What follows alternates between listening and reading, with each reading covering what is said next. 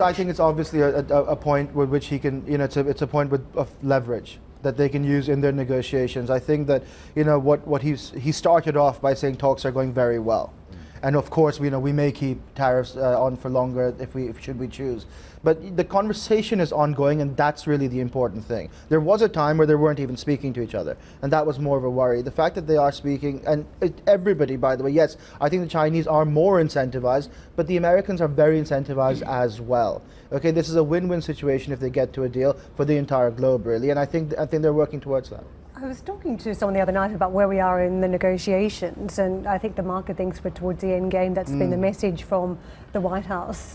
But this trade negotiator who was instrumental in creating the single market said to me, well, effectively, we are at the beginning point of negotiations. And I take his point, because when you think about what the outcomes are going to be here around technology, we know China still has huge ambitions for the future.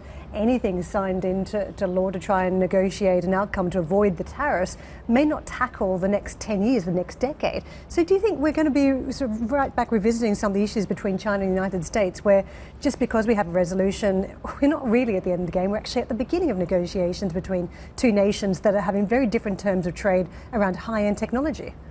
That's bang on. I mean, that's actually a very accurate way to put it. Look, in many ways, the small easy thing is the budget, is the deficit in trade, right? And obviously the Chinese have agreed to buy a lot more soybeans and what have you in order to reduce that. And I think that Donald Trump will probably take that as a win, because for him that number and the reduction in that number is sort of enough of a win to dangle in front of his base and all the rest of it. I think the much bigger issue, as you rightly said, is really the IP and the technology transfer that takes place, and that I don't think is a matter that's to be solved shortly. That's a massive geopolitical triangle for the future. Thank you for that.